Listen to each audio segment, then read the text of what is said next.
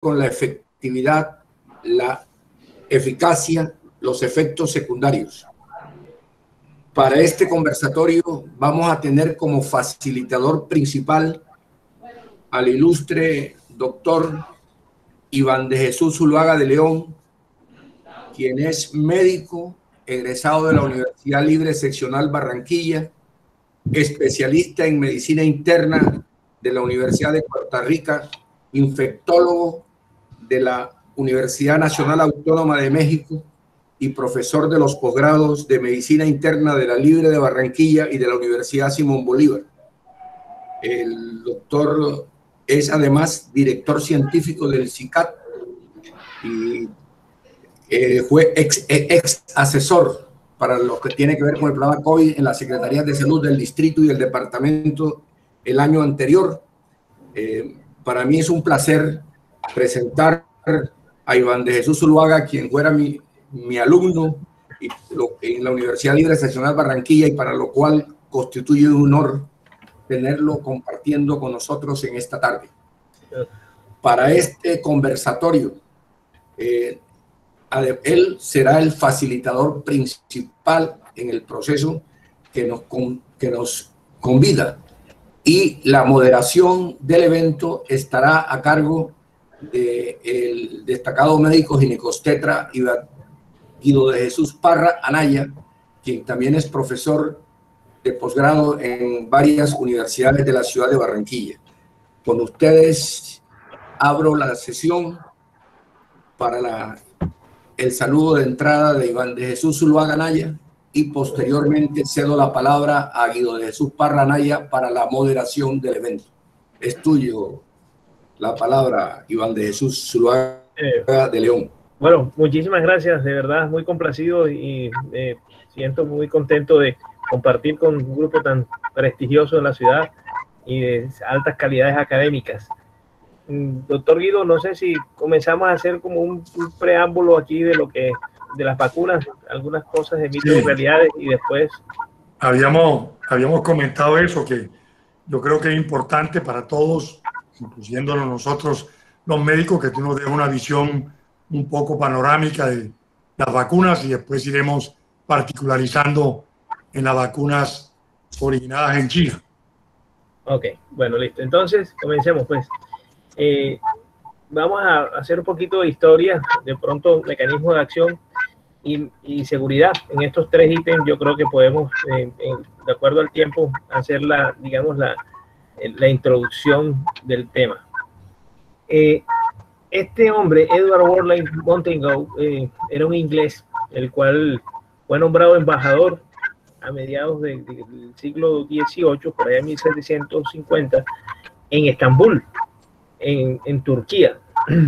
¿Y qué importancia tiene esto para la vacuna? Porque su esposa, doña Lady Montagu,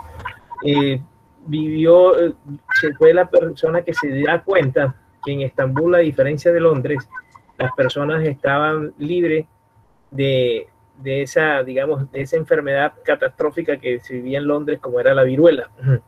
Ella se dio cuenta que allí prácticamente los niños podían estar tranquilos. Ella tuvo un hermano que falleció de viruela y ella era pues de la realeza, muy relacionada con la realeza inglesa, y entonces le preguntaba a las personas de allí de Turquía qué estaban haciendo, y allí ellas les contaban que pues existían, digamos, unas lesiones de viruela en los animales, y que esas lesiones se pasaban a través de unos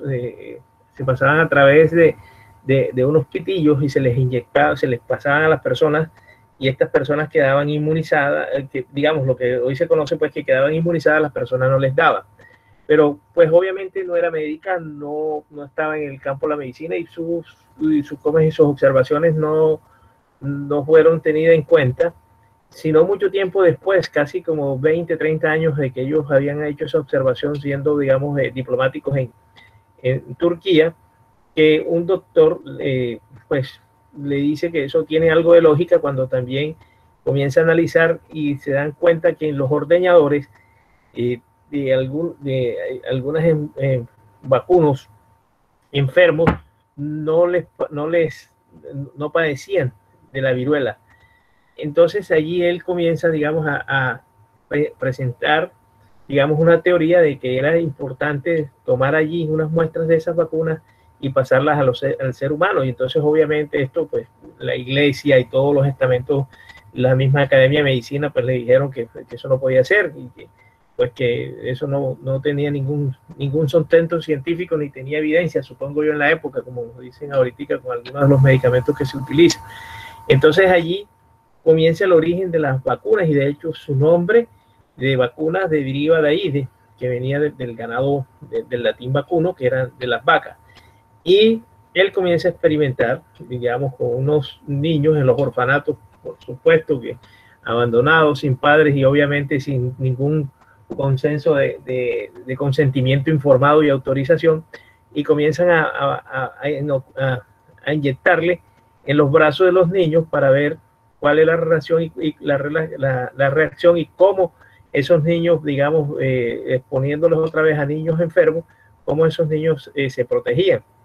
Obviamente que al ver los resultados, pues esto se fue difundiendo por toda Europa, y aquí nacen dos términos importantes para la medicina. El primero, vacunas, término que viene de los vacunos, y segundo, los brazos. Hoy en día, pues los que somos médicos, y pienso que en otros, digamos, campos de la ciencia, se hacen investigaciones en lo que se llaman en los brazos, y realmente eso deriva de aquí. El niño se le inyectaban los brazos y decía, muéstrame el brazo del inoculado, y el otro que no tenía el brazo control. Y entonces esos son los términos que utilizamos muy frecuentemente en los estudios médicos. Entonces, esto se fue difundiendo, y obviamente llega de pronto al estado más poderoso, que en ese tiempo pues era España. Y España, como si esto se estaba moviendo a nivel de las altas cortes, los reyes ingleses, españoles, que estaban, digamos, emparentados con los ingleses, venían pues con estos conocimientos, y también quisieron aplicar esto para su reino. Y entonces vinieron la manera que ellos les preocupaba, que América se había caído prácticamente la población indígena por la viruela que habían traído los europeos, y ellos temían que su población y que todo su reinado en América sufriera, digamos, esta situación, y idean cómo hacer esa travesía para traer las vacunas a América. Recordamos que obviamente los viajes eran extremadamente largos, y Salvari, un médico español, pues dice que traen unos niños en unos barcos en la expedición, y van pasando, digamos, los niños los van inoculando con niños enfermos, y cada cierto tiempo esos niños que padecían la enfermedad tomaban las muestras y servían de inóculos a los siguientes. Y cuando llegaron aquí a Sudamérica, específicamente entraron por Venezuela, por Puerto Rico, Venezuela y por Colombia, y allí se dividió la misión. Unos se fueron a México con el doctor Balbis, que pues obviamente es uno de los padres de la medicina mexicana, y Salvari, que entró por el río Magdalena y siguió su camino y llegó hasta La Paz, Bolivia, inoculando a los niños y trayendo pues esta novedosa vacuna. Obviamente ha cambiado un poquito el transporte, pero lo mismo, pues la Pfizer nos la traen de allá de Bélgica, y de Europa nos traen la de Glaxo, y seguimos pues después de 200 años con la misma, digamos, se está repitiendo la historia, pero obviamente con mejores condiciones. Aquí vemos pues las expediciones que salen de España, llegan a Islas Canarias, allí toman de los orfanatos, llegan a San Juan de Puerto Rico, a Venezuela, llegan a Bogotá. De allí pues la otra expedición parte hacia el lado mexicano. Estamos hablando de desde 1785. Entonces, esta historia interesante de las vacunas, pues de pronto un poquito, digamos, cruel en ciertas cosas, como a veces sucede en la medicina, que hay cosas crueles que pues, traen beneficio a la humanidad.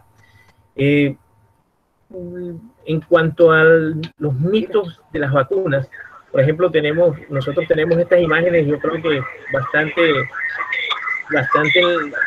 reciente en nuestras mentes cuando veíamos de pronto compañeros, amigos que habían sufrido las consecuencias de la poliomielitis, y estos panoramas pues ya hoy afortunadamente no se ven. Seguramente o sea, estamos pues con la total seguridad de que son las vacunas las que han logrado que estas imágenes en el día de hoy, en el siglo XXI, pues sean totalmente como muestras para museos, porque ya no hay niños que sufran esta situación. También tiene una historia y anécdotas importantes. Jonas Edward Salk, que es un médico epidemiólogo estadounidense que desarrolló la primera vacuna. Él es neoyorquino y allí se graduó, obviamente. Trabajó con una vacuna contra la gripe en los 1940 y llevó a él a los colegios a desarrollar, pues, él fue el primero que dijo que el virus se podía desactivar, inactivar el virus, y entonces comenzaron a hacer los experimentos de este tipo de vacunas con el virus inactivado. Ya sabíamos que el virus de la poliomielitis atacaba tanto a adultos como niños, y allí nace otra cosa en la medicina, y es la ventilación mecánica. Recuerde pues que en los niños dejaba la lesión, en los que sobrevivían, pero en los adultos producía una parálisis respiratoria, y para poder tenerlos vivos nace lo que hoy se conoce como la ventilación mecánica. En estos tiempos eran los que se llamaban los pulmones de acero, que pues hoy no se utiliza este tipo de ventilación, pero así como allá con la vacuna de la viruela nació el término vacuna, nacieron los términos de brazo, acá nace la ventilación mecánica como, digamos, como aporte a la ciencia por la tragedia que era la poliomielitis. Hubo un problema, y quizás de pronto ahí este laboratorio Cutter era uno de los laboratorios más importantes de Estados Unidos, de California, y el laboratorio Cutter tuvieron de pronto un error gravísimo, y fue que pasaron unos virus que no lograron, que no los inactivaron, no pasó las pruebas de calidad, y esto hizo que se fueran algunas vacunas con el virus no activo. Y aquí nace de pronto un organismo importantísimo en los Estados Unidos como la FDA, que comienza a vigilar para que todos cumplan sus requisitos, y hay un capítulo especial de los medicamentos y las vacunas. Entonces, otro aporte importante que hace la vacunación a la medicina moderna, a la ciencia y a la humanidad, porque los pacientes que se pusieron y sobrevivieron, algunos quedaron con lesiones en las manos debido a este pequeño error donde la vacuna no fue inactivada y se aplicó en personas, causándole pues consecuencias posteriores. Entonces ya vemos que digamos 4 grandes digamos adelantos en la medicina, o por decimos hallazgos que hoy disfrutamos y que podemos pues contar con ellos. Indudablemente pues la caída de la poliomielitis en España pues mundial desde 1961, 1962, en Colombia de pronto demoramos un poquito más, y esta otra parte, que ya esa parte de historia vamos a hacer un recuento de lo que son las vacunas vivas atenuadas.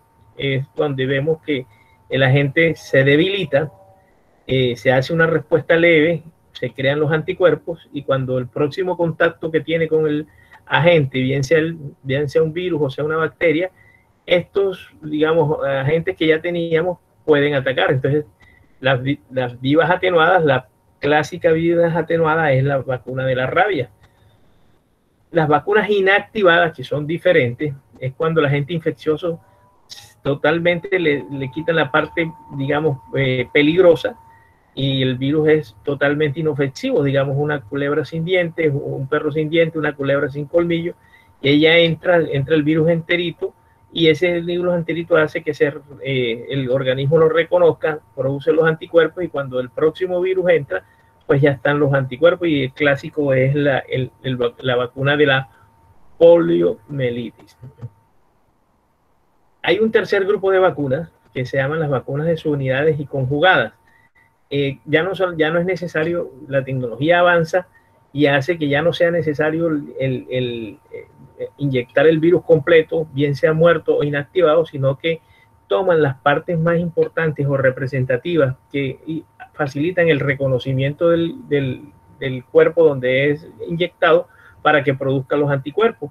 Entonces de la proteína, digamos, hablando pues aquí de la proteína, toman la proteína más importante, por decirlo ahora, del coronavirus, que es la proteína que constituye la espiga, el spike, lo sintetizan y entonces eso es lo que inyectan y hacen que de pronto creen nuevos anticuerpos, y hay uno de estos tipos de vacunas con la información y la lleva al cuerpo y el cuerpo pues produce esto. Pero no solamente se utilizan los microorganismos, las partes de los virus, sino también pueden ser las toxinas clásicas del tozoide tetánico, donde, digamos, sintetizan de manera, digamos, artificial una toxina no activa, la inyectan y es la famosa vacuna del tétano. Ya sabemos que esa es otra de las enfermedades que prácticamente se ha erradicado y ya casi no hay personas que fallezcan de tétanos, muy escasos, cuando de pronto unos 30, 40 años atrás era una patología bastante, no tan frecuente, pero sí era común encontrarlo, sobre todo en las personas que venían del campo. Y estas son pues las famosas vacunas de ADN, que entre esas está la vacuna de la hepatitis, donde ya vamos más adelante. Recordemos que una proteína son una serie de aminoácidos, cadenas de aminoácidos, y ya cuando hablamos de ADN ya estamos hablando de que ya sabemos que una proteína está constituida por unas cadenas de aminoácidos, y los aminoácidos se sintetizan de acuerdo a una información que va en las bases. O sea, ya el ADN son, digamos, más, digamos, moléculas más difíciles de conseguir, y que ya con el avance de la ciencia se ha podido llegar hasta representarlas y sintetizarlas, hacerlas para que generen la información para que el cuerpo pueda producir las proteínas. El ADN manda la información para que el cuerpo sintetice las proteínas, que a su vez pues son los anticuerpos que van a poder, digamos, bloquear la entrada del virus. Y entonces igual sucede con las de ARN, que son todavía más específicas, porque ya esas no solamente manda el ADN, que el ADN tiene que mandar a un mensajero que se llama ARN, y es el que lleva la información para que el organismo en el ribosoma de la célula produzca las proteínas. Entonces, al producir las proteínas, lleva la orden, sintetice este anticuerpo, entonces ya actualmente eso es lo que lo último en tecnología, es que las vacunas ya llevan el mensajero, le inyectan el mensajero al paciente para que el mensajero entre a la célula, dé la información y el ribosoma produzca las proteínas en forma de anticuerpo para que ataquen el virus en caso de que entren. Entonces hemos visto pues que 6 tipos de vacunas con las cuales contamos hoy en el mundo pues son, digamos, un armamento eficaz para poder detener esta avalancha de infecciones por el coronavirus que tenemos. Y las vacunas recombinantes, cuando, digamos, cogen esa información, la meten dentro de un virus, el virus está atenuado y es como el caballo de Troya, lleva el mensaje dentro, y cuando llega al sitio, en este caso llega al citoplasma del linfocito, entra y suelta la información que lleva dentro de su estructura, y allí se produce pues la manera de producir los anticuerpos. Entonces, en un resumen, las vacunas de gérmenes vivos atenuados, o sea, pueden ser bacterias, pueden ser virus, una sola dosis, o se puede poner otra de recuerdo. Ahí tenemos pues algunas de las vacunas que les decía de virus atenuado, de los virus inactivos, también que pueden ser muertos o inactivos con los virus, como les decía, frecuente, mucho por ejemplo, de las cepas por ejemplo, de virus atenuado, la fiebre amarilla, los virus muertos del VPH, las vacunas con subunidades, digamos, por ejemplo, las vacunas del neumococo, las vacunas del toxoide, tenemos la del tétano, y ya tenemos aquí la de los atenuados: polio, fiebre amarilla, rotavirus, varicela, sarampión, rubiola, son virus atenuados. Digamos, los virus enteros, el polio inyectable, la encefalitis japonesa, la hepatitis A y la rabia que les comentaba, y ya cuando vemos cómo se inyectan subunidades como los hemófilos, que son los hemófilos para las temporadas, las hepatitis y el virus de papiloma. bacterias que tenemos en virus, la BCG, que es la de la tuberculosis neonatal y la fiebre tifoidea. Y ya viene pues otras más específicas como las acelulares de la toferina, las conjugadas que son la toferina, hemófilos influenza, meningococo y neumococo, células enteras, la del cólera, que casi no la utilizamos, y los polisacarídeos capsulares para el neumococo y la fiebre tifoidea. Entonces ya tenemos la mayoría de las vacunas en las cuales estamos utilizando desde hace mucho tiempo y que nos han ayudado muchísimo a detener muchas enfermedades infecciosas. Aquí otro digamos, un poquito. ¿Cuál es, digamos, otro de los mitos? Es que la vacuna la hicieron muy rápido. Entonces, de pronto, las vacunas tienen, como ya ustedes de pronto han escuchado, que tiene varias fases. La fase clínica, donde es la ciencia básica, donde estudian cómo está constituido el ADN, cómo tiene el ARN, cómo está la forma de ese virus. Eso se hizo rapidísimo. Los chinos identificaron esto, los virus posiblemente se dieron cuenta en noviembre, en diciembre ya sabían que había algo que no era normal, y ya en enero ya se sabía y ya tenían especificado qué era lo que estaba, qué tipo de virus era, y se dieron cuenta pues que era un coronavirus, y lo compararon con los anteriores, y obviamente pertenecía a la familia de los beta coronavirus, donde está el SARS. Iván, abre tu pantalla, Iván. ¿Qué pasó? ¿Se cerró?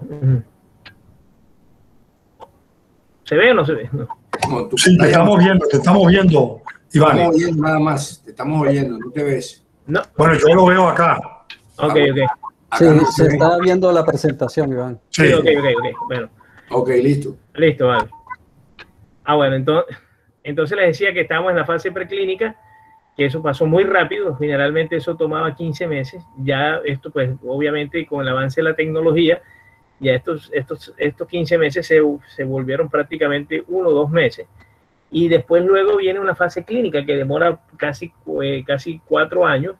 La fase 1, la fase 2, la fase 3, y de pronto cuando uno ha participado en ensayos clínicos, en investigación, lo más difícil a veces es conseguir los pacientes. Digamos, por decir algo, nosotros participamos en un estudio de VIH en mujeres que fumaran, por decir algo. Entonces, para probar un medicamento, entonces hay que buscar las mujeres que fumen y que tengan la edad, que firmen, que tengan... No. En este caso, como esto ha sido tan rápido y el contagio ha sido tan vertiginoso, pues conseguir los voluntarios fue muy fácil. Ellos, por ejemplo, hicieron 40.000, 50.000, 70.000 personas. Digamos, nosotros aquí en Colombia llevamos 2 millones en menos de un año. Eso es muchísima cantidad. Entonces, estos estudios se pudieron realizar de manera paralela. El fase 1, fase 2 y el fase 3, en la cual estamos. Entonces, esto ha hecho que el desarrollo de la vacuna contra el coronavirus haya sido extraordinariamente rápido. Y la última fase, que digamos es la fase del marketing, fase 4, en la cual todavía no estamos. Nosotros estamos en fase 3, o sea que somos, y por decirlo algo, estamos dentro de un experimento, entre comillas, pero que obviamente ha dado muchas seguridades, y ya los resultados pues los estamos viendo en los países que han logrado vacunar masivamente. Como les decía, pues ya de pronto con la introducción ya sabemos pues que hay bacterias de virus atenuadas. Entonces ahí tenemos un tipo de coronavirus atenuado en algunas vacunas que se están trabajando en la India e incluso en la China. El virus inactivo, que es la famosa Sinovac, la cual pues como les expliqué, el virus le colocan un formaldehído o le colocan una sustancia la cual hace que el virus se vuelva totalmente, le quitan las herramientas patológicas, y el virus totalmente inactivo. Ya con adenovirus atenuado, esta es la técnica que usa AstraZeneca, la que usa Johnson & Johnson, que lo que hacen es introducir en ese virus, en el adenovirus de chimpancé. Ese adenovirus de chimpancé es un virus que no le hace daño al ser humano, simplemente ataca a los monos. Este adenovirus se le toma y se le introduce en la parte proteica que estimula la producción del anticuerpo. Y es en base a eso que se ha hecho la AstraZeneca, la Johnson & Johnson y y la rusa, no sé por qué quise, la gráfica no la puse. Entonces, esta es otra, ya la que pues obviamente ha tenido mayor propaganda y conocimiento, que han sido las vacunas de Pfizer y las vacunas de Moderna, donde inyectan el ARN específico, no lo meten, el transportador no es un virus, sino es una molécula de lípidos, y eso facilita pues la entrada a la célula como... Y es por eso que necesita esa ultracongelación para poder conservar esa nanopartícula que encierra la parte que se lleva del ARN sintético, por supuesto, del virus. Entonces, ahí no hay ninguna posibilidad de que le inyecten el virus. Esta es una vacuna que revierte o se traduce en una alta seguridad. Y las otras que inyectan proteínas todavía pues no han salido al mercado, la de Glaxo y la de Sanofi, que están, digamos, prontas a salir al mercado. Esto en síntesis, cómo funcionan, más o menos lo que ya le habíamos explicado. Y por último, aquí miramos cómo comparar algunas de las vacunas. La de Oxford, vector viral, se necesitan 2 dosis. Efectividad, 66-90%. Temperatura normal, ventaja.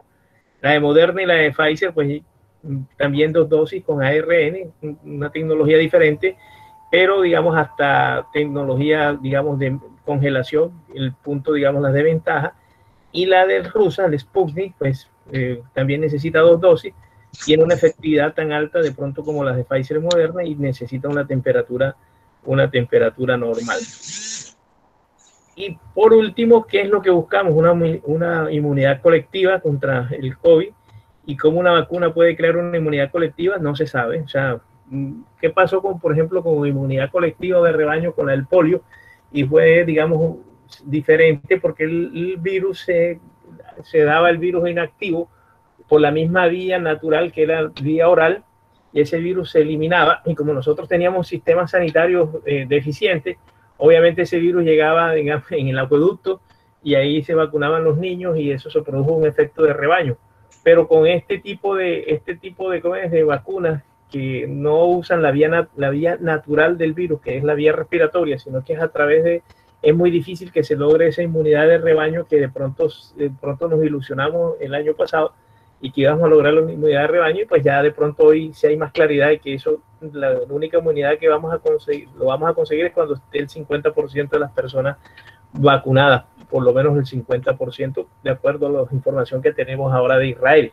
Entonces, la inmunidad de rebaño vacunando o contagiando a una parte de la población con este virus no pareciera que fuera una posibilidad, sino la inmunidad colectiva, a todo el mundo vacunando, y ahí es donde está el reto de todos los gobiernos y de las farmacéuticas de poder tener la suficiente capacidad para tener la posibilidad de tener esta avalancha de mortandad que tenemos hoy día. Esta clasificación de efectos adversos es muy importante, porque muchas veces las personas dicen, no, hice alergia. Entonces hay que tener en cuenta estas condiciones, que son las que se llevan en las evaluaciones de seguridad de las vacunas. Las reacciones relacionadas con el contenido de la vacuna es una reacción causada o precipitada por uno o más de los componentes, y ejemplo es reacción, dolor, tumefacción en el hombro después de la vacuna, por ejemplo de la triple, la difteria, tétano y pertusis celular. Reacción relacionada con un defecto en la calidad de la vacuna, o sea, que la vacuna no funcione, digamos por la mala calidad o porque se perdió la cadena de frío.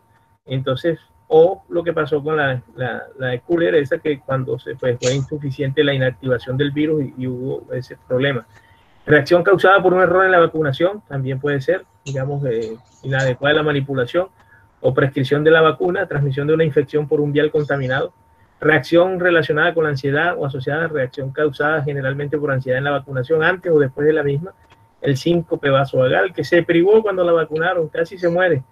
Y evento coincidente con la vacunación, un evento con diferentes causas. Esto lo vimos de pronto en Soledad.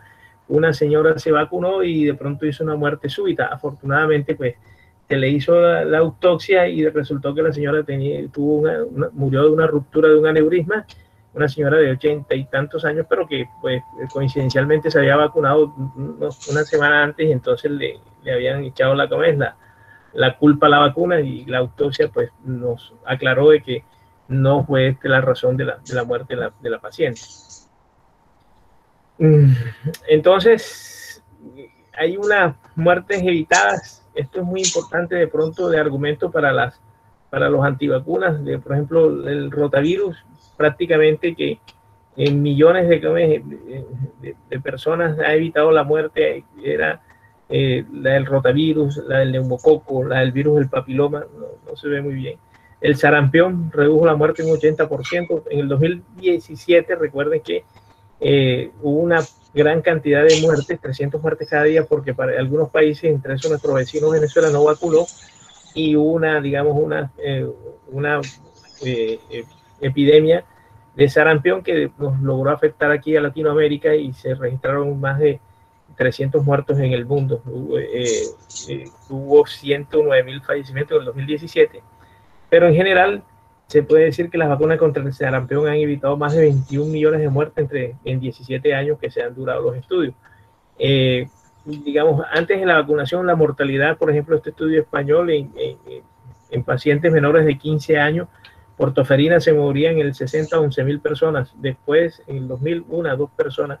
Tétano, 18.000 personas en el año 60, actualmente 0, igual con difteria, con poliomielitis, con sarampión. O sea, el efecto, digamos, protector de las vacunas, yo creo que no nos debe quedar ninguna duda de que las vacunas son una herramienta eficaz, quizás comparable solamente con el agua potable, para poder detener el avance de las enfermedades infecciosas.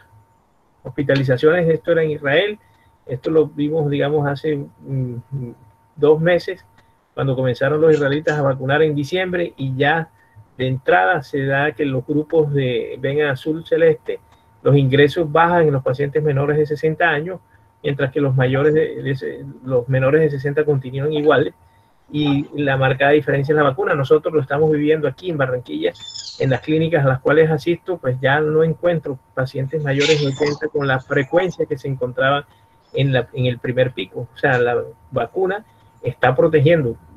Tenemos que pues sacar las estadísticas, ojalá que de pronto el distrito, la Secretaría de Salud departamental nos den esas cifras, pero lo que estamos en los hospitales viendo el día a día es que cada vez se hospitalizan pacientes de menor edad, y es porque los efectos de la vacuna en la población, a pesar de que todavía no hemos logrado las metas, sí se ve el impacto en las unidades de cuidados intensivos y en los hospitales.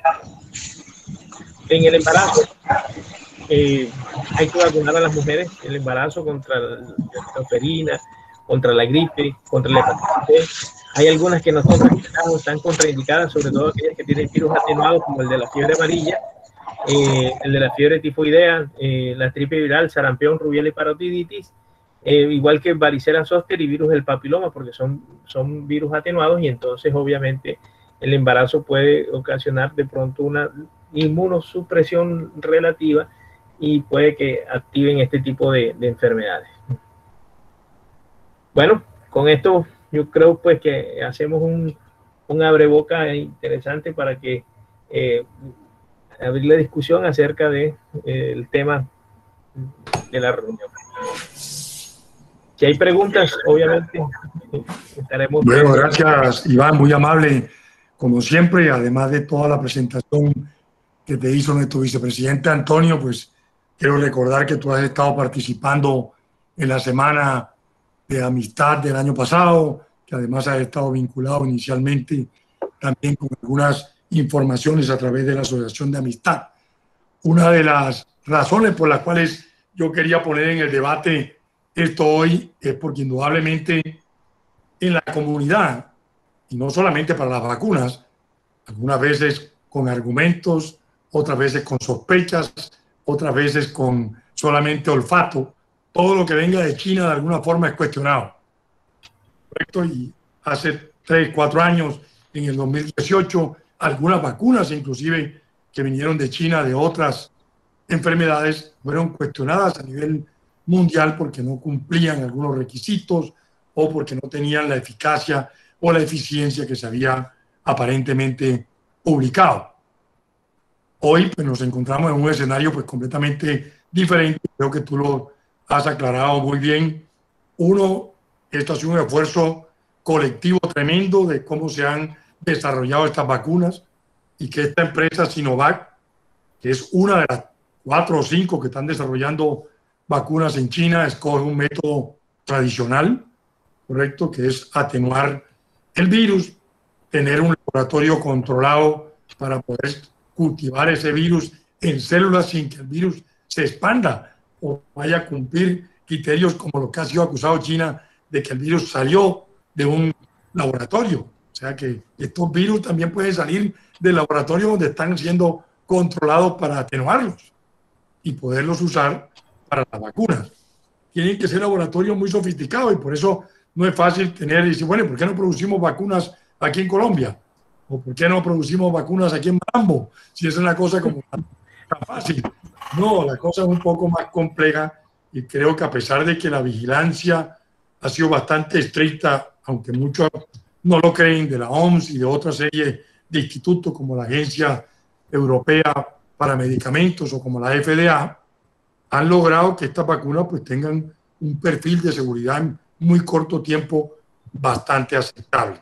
Yo creo que una de las cosas importantes es saber que esta vacuna Coronavac, de la firma Sinovac, es una vacuna que fue testada y no solamente fue testada en China, sino testada aquí. El Instituto Butantan de Brasil la testó aquí y presentó su eficacia y su efectividad. O sea que podemos tener una bastante robustez en las discusiones que tengamos, como tú lo has demostrado, de que es una vacuna bastante segura en su aplicación y que tiene una tradición histórica, porque no es un RNA mensajero, no es un DNA que tampoco tiene mucho que discutir, pero significa que no están usando este tipo de vacuna, ninguna cosa que transgreda la historia de la investigación de las vacunas anteriormente. Tú decías que estábamos en la fase clínica y que en cierta forma seguíamos haciendo experimentos.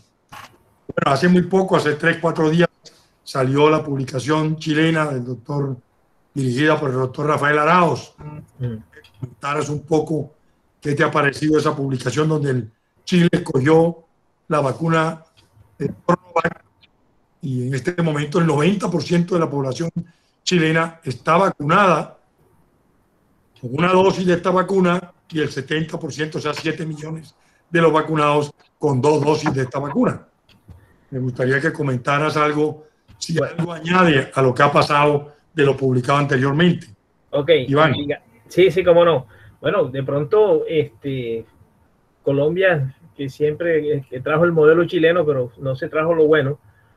Chile tiene una tradición en prevención impresionante, digamos, valga la redundancia, impresionante cómo Chile ha diseñado unas políticas desde que Salvador Allende fue ministro de Salud y obviamente cuando fue presidente le dio más firmeza, y eso a pesar de que pues obviamente después vino un gobierno totalmente de ideología contraria, se conservó, y Chile tiene una fortaleza en vacunación, digamos, casi de país desarrollado. Por eso ellos desde el mes de mayo, cuando comenzó abril o mayo, mandaron sus investigadores a China a revisar cómo era la manufactura de las vacunas y cómo estaba trabajando Chile, cómo estaba trabajando China. Y estas personas pues asesoran al gobierno y le dicen que sí, que tienen altísima calidad, y Chile se anticipa, digamos, a invertir porque va sobre lo seguro.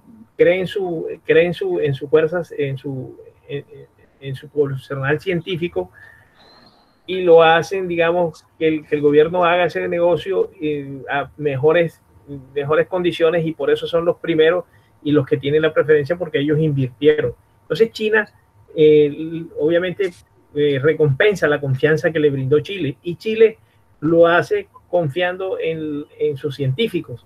Entonces, realmente cuando un país con tanta tradición en salud, con unos niveles, unos estándares altos de salud, no solamente de Latinoamérica, sino del mundo, confía en este tipo de inmunización, pues yo creo que lo que viene para Chile es que se va rápidamente a poder quitar las restricciones y nos va a sacar una ventaja tremenda en cuanto a la parte económica, porque seguramente no van a tener que estar con las decisiones de nosotros, estar bloqueando el sector económico, por quizás tener una dirigencia, digamos, sin esos alcances futuristas que tuvo la dirigencia chilena.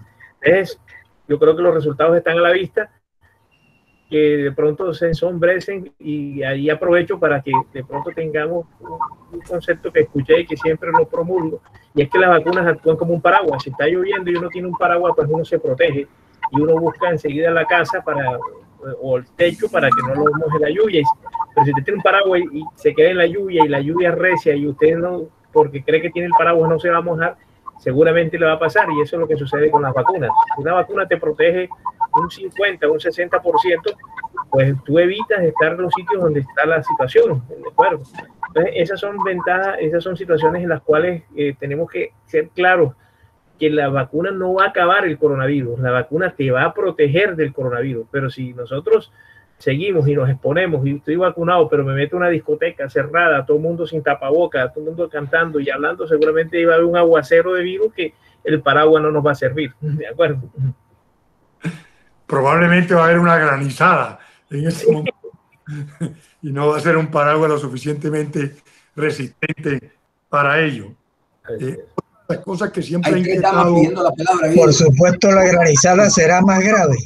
Claro, otra de las cosas que ha inquietado a la gente últimamente, Iván, es con respecto a cuándo me debo poner la segunda dosis y qué debo hacer después de la primera. Que yo creo que uno de los errores de pronto que hubo en esa política de Estado de Chile es que crear o hacer creer que si ya yo me vacuné, ya yo estoy exento de eso, ya tengo el paraguas. La pregunta pues tiene una serie de respuestas que es importante que la gente lo tenga claro. Veo una de las preguntas es esa, ¿y a cuánto tiempo me pongo la segunda dosis en esta que necesita la segunda dosis? Exactamente. Entonces, miren, los estudios se hicieron, la mayoría de las vacunas solitas no daban la inmunidad, toda la potencia para que el cuerpo tuviera los niveles de anticuerpos adecuados. La segunda dosis en casi todas de las de Pfizer es 21 días, en la de Moderna son 28 días, en la Sinovac también son 28 días. Entonces, ha habido de pronto la de Inglaterra, dijo que se podía poner a los 89 días. Hay alguna diferencia porque Inglaterra hizo una vacunación masiva. Entonces ahí era más fácil de pronto alargar los tiempos, y nosotros extrajimos eso acá y lo ponemos a consideración. Yo no sé dónde están los estudios, porque no creo que haya habido tiempo para demostrar de que esto funciona tanto en Inglaterra como en Colombia o como allá. Ellos vacunaron masivamente, vacunaron 60 millones de personas, y de pronto eso puede ser una variable que les esté favoreciendo.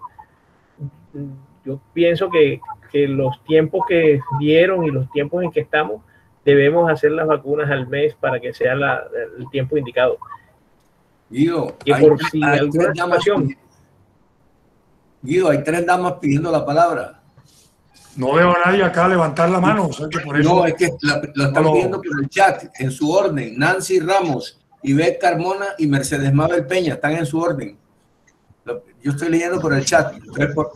Le toca a la profesora Nancy Ramos. Bueno, buenas tardes a todos mis amigos de la Asociación Colombo-China, el capítulo Barranquilla. Muy interesante y pertinente este tema, dado que es preocupante todo lo que escuchamos en los medios de comunicación en torno a la situación de emergencia sanitaria COVID-19 y la vacunación, cómo se está dando acá en Colombia. Todos sabemos que comparando con otros países, Colombia va a un estilo plan tortuga, muy lento, apenas van hasta los 69 años, 75, 69 años. Constituye esto un alto riesgo de continuar arrasando con las vidas humanas este coronavirus, esta pandemia.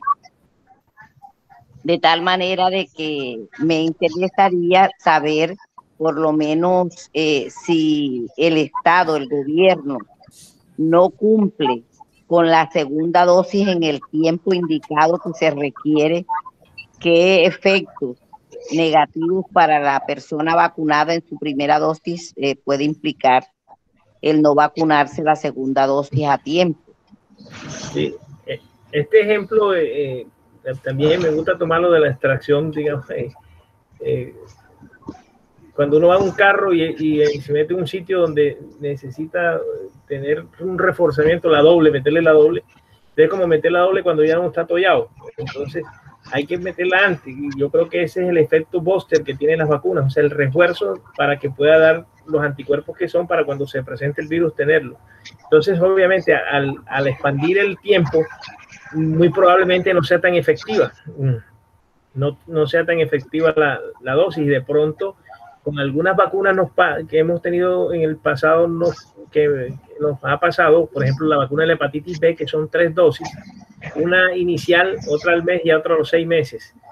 Si no logramos hacerlo a los 6 meses, muchos pacientes no logran el nivel de anticuerpos requerido y hay que hacer nueva vacunación. Entonces, ese es el temor que nos da, que de pronto no logremos tener los niveles de anticuerpos neutralizantes y tengamos que hacer una tercera dosis de vacuna. Máxime cuando de pronto la casa que tiene la mayor potencia demostrada con un 95 de potencia en protección, ya están hablando que posiblemente necesitemos una tercera dosis. Entonces, preocupa que las vacunas que no tengan tanta protección como demostrada, como así lo ha demostrado Pfizer, estemos extendiendo la vacunación. Entonces, eso realmente pues, es preocupante porque podría eventualmente dejarnos una gran parte de la población con la falsa seguridad de que ya está vacunada.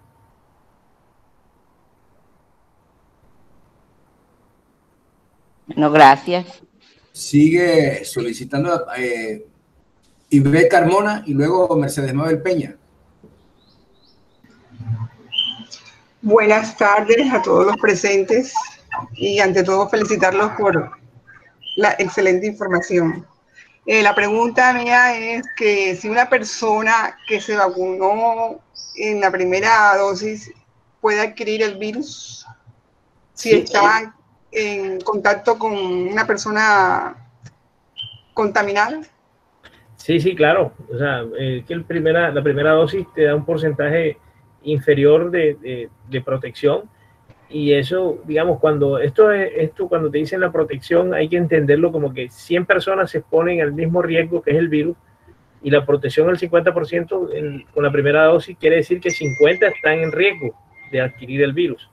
El problema es que uno no sabe en cuál de los dos está, si está en el que tiene la protección del 50 o si está en los que no tienen. Cuando se dice 50% de protección, es que de 100 a 50 no les va a dar, pero 50 sí les puede dar.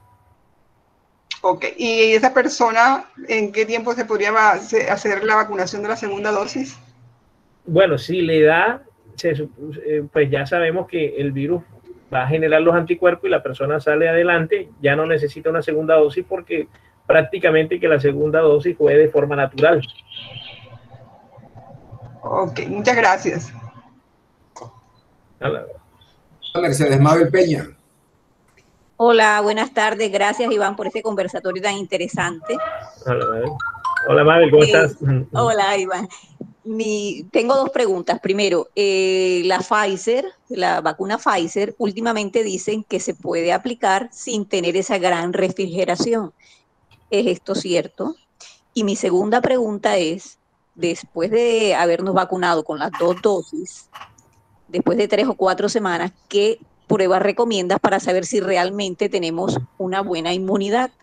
Interesante. Bueno, lo de la congelación, ya sabes que ese es el talón de Aquiles el talón de Aquiles de Pfizer. Ellos pues eso han dicho que posiblemente no van a necesitar tener eso a menos 80, que podrían tenerlo a menos 20, que van a ir mejorando y seguramente van a buscar la tecnología para poder ser competitivos con los rusos y con los chinos, que es lo que ellos, digamos, están viendo, que cuando comience los países a aprobar estas dos vacunas, seguramente van a ser preferidas por todas las condiciones geográficas de la mayor parte del mundo, donde tener tecnologías de refrigeración es difícil. Entonces, yo todavía no he visto la recomendación oficial, simplemente todavía no han cambiado la indicación. Y la segunda respuesta es, después de 2 semanas, ya uno tiene los niveles de anticuerpos suficientes para tener la protección. ¿Cómo se mide? Entonces hay una tecnología, aquí en Colombia y en Latinoamérica todavía no ha llegado, la medición de los anticuerpos neutralizantes, que son los que realmente nos garantizan de que estamos inmunizados. Aquí hacemos los anticuerpos de unión, que son lo que muestra que lo que te dice es que sí tuviste contacto con el virus y que efectivamente la vacuna, te pusieron la vacuna. Entonces tú vas al laboratorio y ahí tú pides, te ponen IgM, IgG, niveles de IgG del SARS-CoV, te sale positivo, y te sale niveles de la Spike IgG positivo.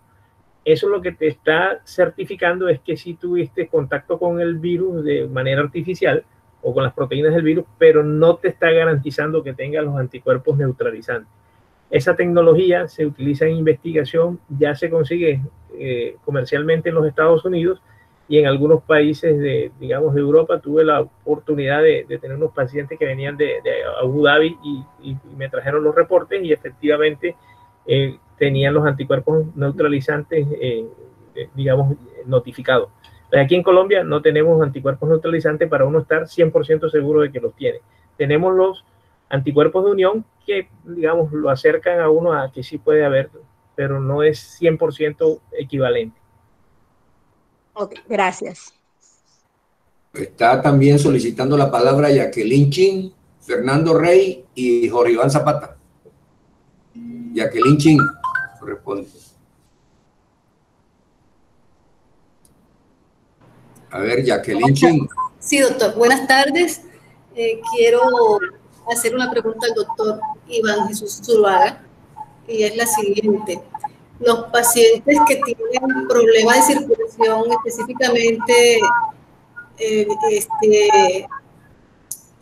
ya le leo el momentico, ya busco los pacientes que tienen insuficiencia venosa crónica periférica, ¿qué opinión tiene usted sobre los efectos adversos a esos pacientes con las diferentes vacunas que están circulando? O sea, ¿es nocivo, es arriesgado? Muchísimas gracias.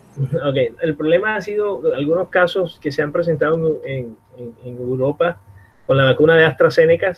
En algunos pacientes se le detectó una trombosis y obviamente las personas que han sufrido de trombosis o tromboembolismo les da temor, pero ha sido totalmente, pequeño el número de casos presentados respecto al número de pacientes vacunados. Como lo dijimos al principio de la charla, estamos en una fase 3, y en esta fase 3 cualquier cosa que se presente se reporta inmediatamente, y todos los organismos y ministerios de salud del mundo están pendientes de cualquier cosa. Se le cayó el cabello, ¿no? Eso puede ser efecto secundario de la vacuna, entonces lo revisan, lo miran, porque nos están vigilando la aplicación en el mundo entero. Pero cuando sacan los casos comparativos, por ejemplo, con lo que sucede pronto con el uso de la vacuna comparado con otras situaciones que sí se relacionan con tromboembolismo, realmente no debe haber ningún temor para que las personas se vacunen. No existe ninguna contraindicación. La principal contraindicación hasta hoy es que tengas alergia a uno de los componentes de la vacuna. Por ejemplo, la alergia a la vacuna de Pfizer es un elemento que se llama el polisorbato, el cual se encuentra en la pasta de dientes y en los champús. Si es alérgico a la pasta de dientes y los champús, obviamente esa persona no se puede vacunar con la de Pfizer. Y las chinas, a los componentes que tienen polientilenglicol, que si es alérgico al alcohol tendría que informarlo en general.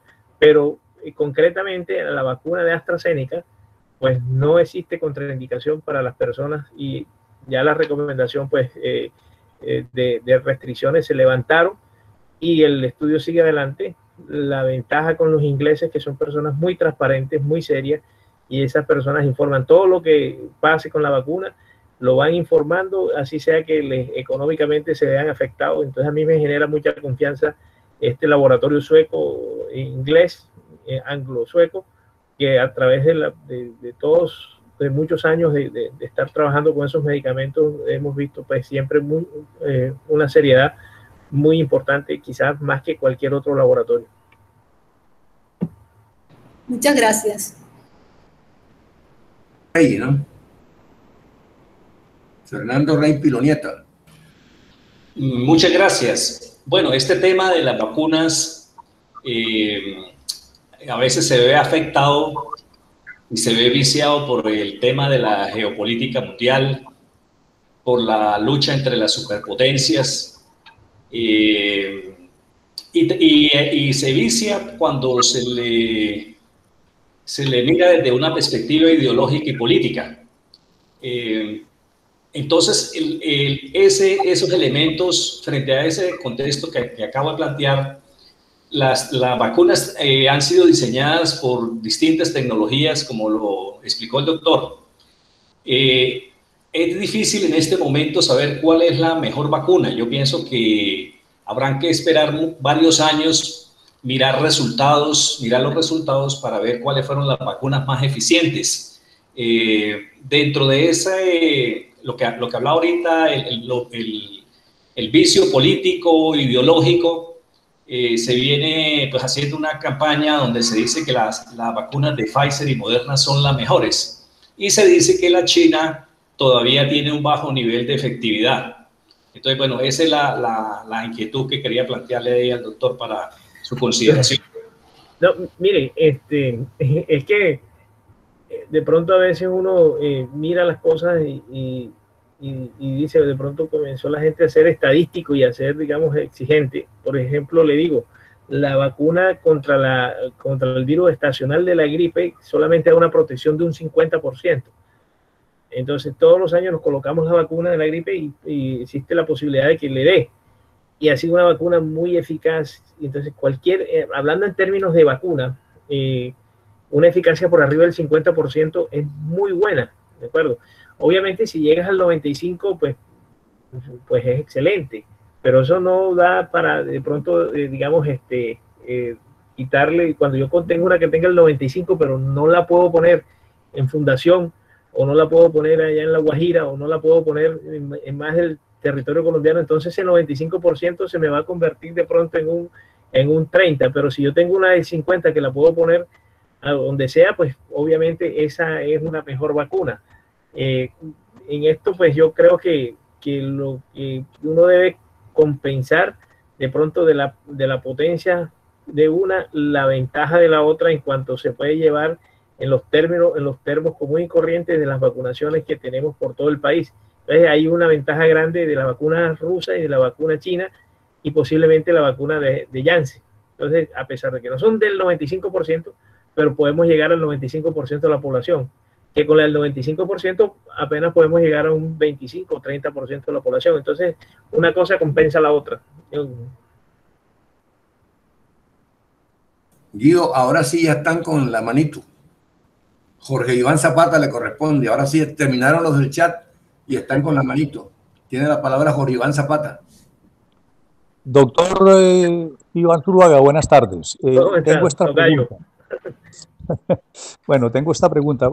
Usted lanzó un dato muy interesante, pues, y muy diciente. Dice que alcanzaremos inmunidad del rebaño solamente cuando tengamos el 50% de la población mundial vacunada. ¿Es así? Así es, sí, señor. Es decir, se necesitan más o menos 3.500 millones de dosis dobles de vacunas. Sí, como 8.000 millones de dosis, sí, señor. Bueno, muy bien. Entonces, uno viendo esta situación, viendo estos datos y viendo que las patentes de las vacunas están todavía monopolizadas por estas multinacionales, entonces no sé cómo va el debate en el seno, pues, del gremio de ustedes alrededor de este proceso mundial de la democratización o de la liberación de estas patentes, porque de lo contrario va a ser imposible pues, la inmunización de rebaño, porque pues, uno ve a las naciones pobres en problemas para adquirir vacunas tan costosas como la de Pfizer, por ejemplo. Sí, esto, digamos, esto es por primera vez en la historia que tenemos que los experimentos se hacen con los ricos. Entonces hasta cierto punto es una ventaja relativa que Europa y los países desarrollados van adelante en vacunación, y seguramente pues el hecho que vayamos de pronto retardados no nos va a nos va a dar cierta ventaja de saber qué pasó con ellos allá, y de pronto cuando ya ellos logren su vacunación liberan las patentes, que es lo más seguro y lo que ha sucedido. Normalmente en medicina ocurre lo contrario, los experimentos los hacen en África, y cuando ya están seguros que sirven, entonces lo llevan en África y en Sudamérica, y cuando ya están seguros lo llevan a los países desarrollados. Esta vez con las vacunas ha sido al revés, se han vacunado ellos, y eso nos va a dar cierta seguridad porque pues obviamente tienen muy buenos mecanismos de control y muy buenos mecanismos de vigilancia, y yo creo que ellos cuando logren vacunar a sus personas y activarse, seguramente van a liberar las patentes, y eso podemos estar hablando de 6 meses, 1 año, porque llevan un ritmo bravo. Claro que no todos los países, por ejemplo Canadá está muy quedado, a pesar de su poderío económico, no ha tenido, digamos, el empuje que se esperaba de un país tan poderoso como Canadá, que tampoco ha sido fácil con ellos la vacunación. Muy bien. Bueno, y la segunda pregunta mía es la siguiente. Se habla de efectividad y se habla de eficacia alrededor de cada una de las vacunas. Entonces, a la hora del cuento, ¿cuál es la que nos da un resultado contundente sobre la eficacia de la vacuna? Pues sobre la validez de la vacuna, o sea, la efectividad o la eficacia. No, es que la eficacia es que la vacuna funcione. Y la efectividad es que es el ejemplo que le decía, o sea, es más efectiva la vacuna, por ejemplo, china, que la puedo llevar en un termo allá a Sincelejo o allá a Monpós sin ningún problema y vacunar, que llevar la de Pfizer. Entonces, aquella es más eficaz, pero estas son más efectivas. Entonces, ahí es el juego de puedo vacunar más con una vacuna que tiene menos protección, o puedo vacunar menos con una vacuna que tiene más protección. Yo creo que la opción de llegar a más sitios seguramente nos va a favorecer. Muy bien. Perfecto. Gracias. Recojo una pregunta que vi que me parece interesante, que es de Esperanza. Dice, si yo me puse la vacuna de Sinovac y la segunda dosis me la puedo poner de otra, ¿eso me conviene o no me conviene? Yo creo que vamos a terminar haciendo eso. Bueno, otra de las ventajas de pronto de las otras vacunas, por ejemplo, las nuevas vacunas ya están, se han expuesto a las nuevas cepas, mientras que las de Pfizer y Moderna no estaban expuestas a las cepas que están circulando, la cepa británica, la cepa surafricana y la cepa brasilera. Entonces eso es una desventaja de pronto con la de Pfizer y Moderna, y de pronto va a cambiar la situación. Y concretamente con la respuesta sería que muy seguramente se va a recomendar eso, vacunarse con otro tipo que esté experimentado contra otras líneas de virus, porque ya sabemos que en el momento se conocen 4 virus circulando: el original, el británico, la cepa surafricana y la cepa brasilera. Creo que por allí salió una cepa también hindú, que está también haciendo de las suyas en Inglaterra. Bueno, además de todas estas informaciones importantes que nos has dado, ¿tú crees que técnicamente o genéticamente también exista la posibilidad de tener alguna resistencia contra el virus? Sí, indudablemente tiene que... hay estudios ya donde demuestran, por ejemplo, que los hombres, la mayoría, si vemos en el ámbito de salud, ya sabemos que la mayoría de los actores en el sistema de salud son del sexo femenino. Hay más enfermeras, por supuesto, que médicos. Hay ya casi que médicos, entre médicos, mitad y mitad, son equilibrio de sexo masculino y femenino. Entonces yo creo que Y si vemos las muertes, los lamentables fallecimientos y pérdidas que hemos tenido, ha sido de todos varones, muy pocas enfermeras, muy poquitos. Entonces, creo que hay un factor allí ligado al cromosoma Y, y posiblemente con la testosterona. Se están haciendo algunos estudios a ver, de acuerdo a algunos niveles de testosterona, podría estar influyendo en la letalidad del grupo. Entonces ahí hay indudablemente un componente genético, y que sí, quizás de pronto esa es la punta del iceberg, y seguramente abajo hay muchas otras cosas que podrían darnos alertas sobre quién tiene más riesgo o no. Bueno, tú hablaste de otra cosa que me pareció muy importante, y los componentes de la vacuna. Aunque parezca mentira, ¿no? Uno ve el debate en Indonesia, porque probablemente la vacuna Sinovac tenga algún producto derivado porcino. Y en su religión musulmana, ellos no se pueden aplicar nada que tenga un derivado porcino. O sea, hay 257 millones de personas esperando una vacuna, y la institución religiosa está discutiendo si eso es un producto HAMRA o HAMLAT para poderlo admitir o no admitirlo en su cultura. ¿Ok? Fíjate hasta dónde las implicaciones culturales de aceptación de una vacuna, y cómo competir eso en nuestra ciudad y en nuestro ámbito de Colombia, de cómo convencer a la gente, porque tenemos una contrainformación bastante importante, no solamente que la vacuna nos va a dejar estériles, que la vacuna produce efectos dañinos, que nos va a cambiar el ADN, pero para peor, no para mejor, y que por consiguiente lo mejor es no vacunarnos, porque eso son implicaciones tremendas. A eso le agregamos ahora algunas creencias religiosas súper importantes. ¿Cómo crees tú que tendríamos una palanca, un instrumento, además de estas pequeñas reuniones, además de la difusión, para que la gente entienda ese problema? O sea, lo que nosotros tratamos de hacer es de pronto demostrarles con hechos lo que la gente puede palpar. Yo le digo a las personas, mire, cuántas personas con tétanos vieron nuestros abuelos y cuántas personas con polio vieron. Mire el efecto, mostrarles las bondades de las vacunas para que ellos no tengan argumentos. Y bueno, pues, te vacunaron contra el polio, porque afortunadamente no tiene ningún defecto. ¿Sí? Pregúntale si no estás vacunado, porque no tenías opción de elegir. Entonces ahí uno los va desarmando con ese tipo de argumentos. O sea, ¿a quién si se corta o se puya no va a buscar una vacuna contra el tétano? Eso es hasta el más antivacunas, o sea, mete un clavo y ya sabe que tiene que ponerse la vacuna del tétano. Eso no tiene como ahí se acaba la ideología. Sí, correcto. Y lo otro es la cuestión de estadística, ¿no?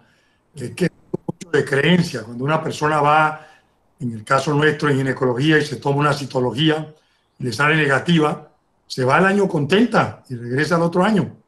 Y eso no tiene sino el 70% de eficacia y de eficiencia. Cuando una señora va y se toma una mamografía y le sale negativa, se va a su casa y no tiene más del 80% de efectividad en la detección. Cuando un hombre va donde el urólogo y le hace un tacto rectal y dice no tienes nada, vete para tu casa, no tiene más del 50%. Y cuando se hace el antígeno específico, no tiene más del 70%. Pero se va contento, no tengo nada, me salió negativo. Como un roble. La parte estadística. Ahora tiene que ser 100%. Si no es 100%, no sirve. No me voy tranquilo. Y ese 100% en medicina, obviamente, no existe.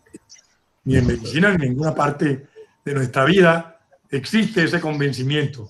Pero la gente, como tú bien lo dijiste, todo el mundo es estadístico, todo el mundo es virólogo, todo el mundo es infectólogo, todo el mundo tiene una opinión, todo el mundo tiene la posibilidad de influir en la página web dando una opinión científica o no, pero que causa de todas maneras un impacto en los seguimientos del youtuber y de todas estas cosas que hemos visto.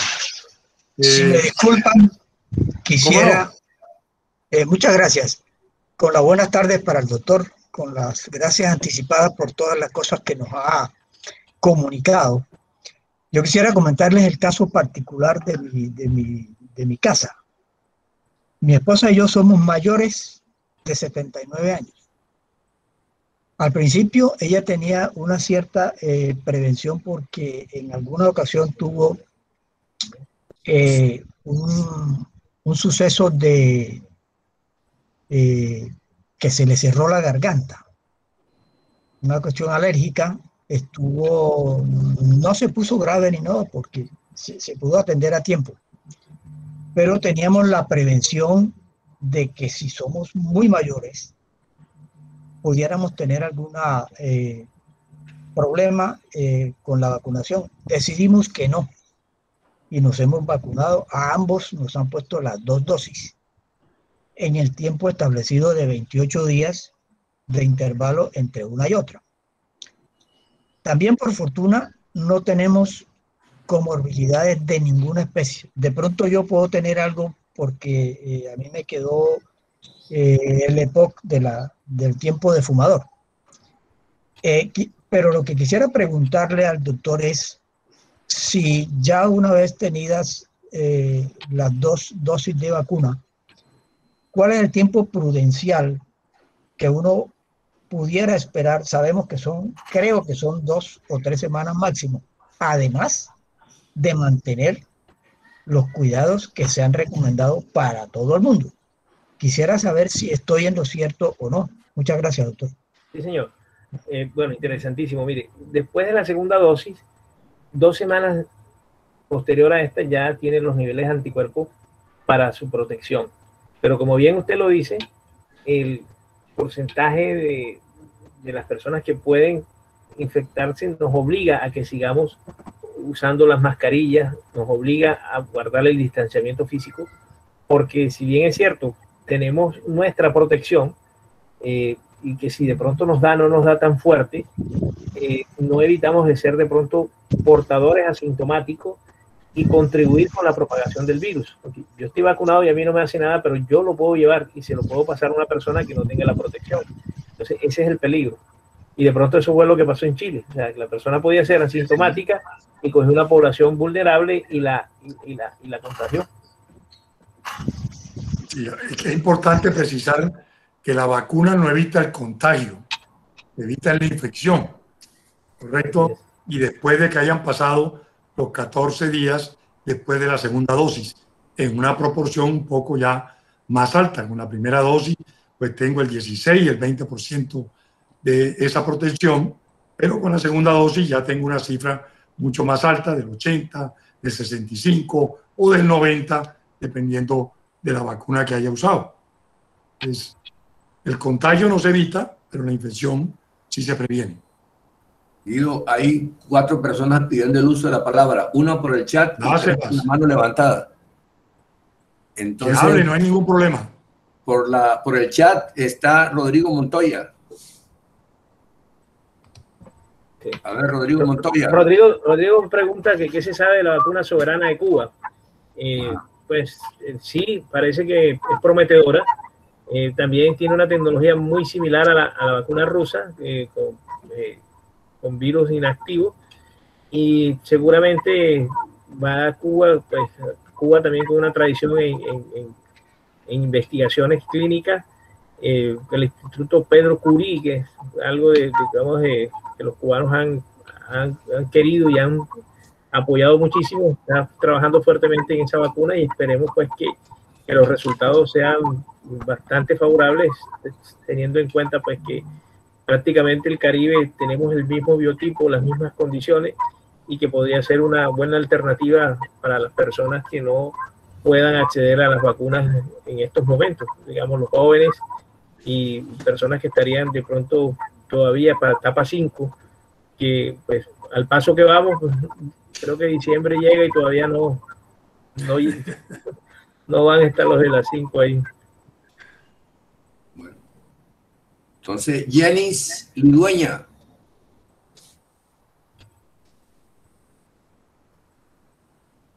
Jenis Lidueña. Gracias, ya dieron respuesta a la pregunta que tenía sobre la combinación de vacunas de diferentes casas o de diferentes técnicas. Me puedo aplicar una de Pfizer y otra de Sinovac en algún momento por escasez, pero ya no te puedo dar la respuesta. Muchas gracias. Entonces, Nicolás Gómez. Eduardo Sánchez está levantando la mano. Y Nicolás Gómez también.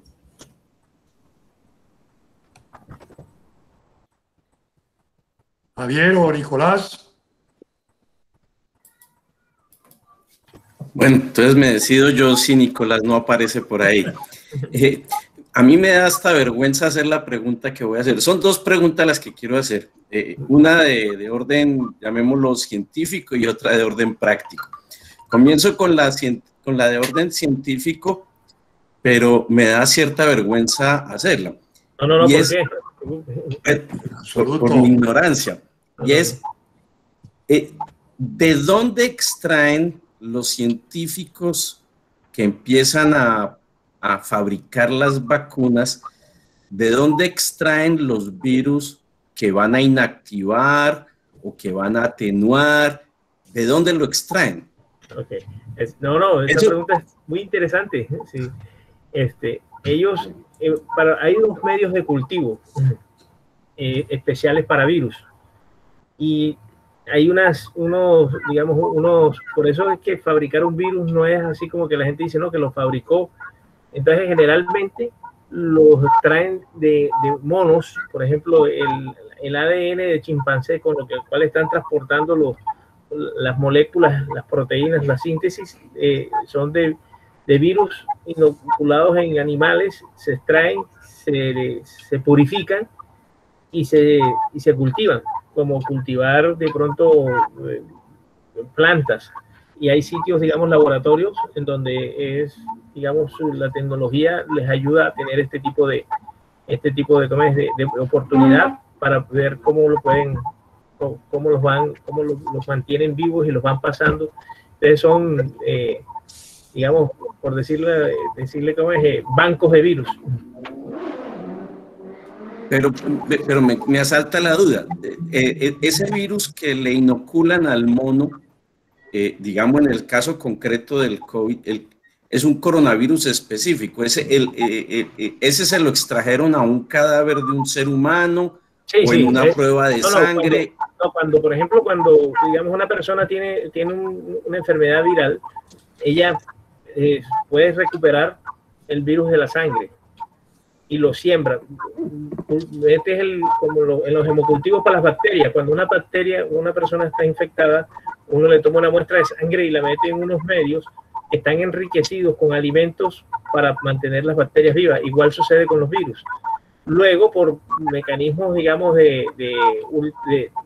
por tecnología, por ejemplo, de identificación ultrasónica, pueden ver que allí la presencia de un virus con algunas tinciones que los virus toman y evidencian que hay un virus, y hacen pruebas para ver si el virus está replicando, o sea, si está vivo, y le colocan allí, digamos, los elementos necesarios para que el virus continúe su reproducción. Ya sabemos que los virus son parásitos que no tienen vida propia, sino que necesitan tomar los elementos de otros seres vivos para ellos poder continuar. De hecho, eso es lo que ellos utilizan cuando entran e invaden una persona, toman sus moléculas, las utilizan, sobreviven y luego pasan. Por eso es autolimitado. Cuando ya el cuerpo se da cuenta, cierra y el virus desaparece. En el caso del coronavirus, pues lo que vemos la mayoría de las veces y lo que lleva a la muerte son las consecuencias que ocasiona ese virus.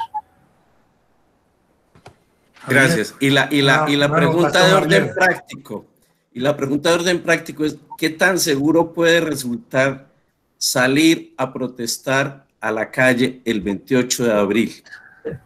Yo no, con tapabocas o internet. Porque es que me arden los deseos de salir a protestar el 28, y creo que la situación del país casi que lo requiere, pero no deja de ser preocupante. Yo vivo en Medellín y no deja de ser preocupante una eventual exposición, así sea en la calle. Entonces quisiera, no sé, quisiera responsabilizarte de si salgo o no a marchar. Javier, ¿te vacunaron?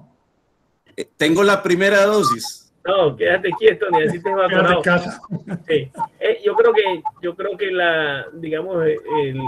la protesta no debería llevarse a cabo. Yo creo que las personas que la están fomentando no deberían hacerlo.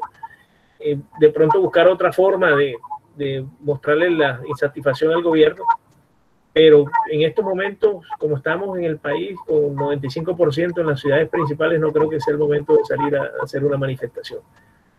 No sé, de pronto que apagar el televisor o no sintonizar más a Vicky Dávila o no sé qué o las cacerolas, sí, también es cierto.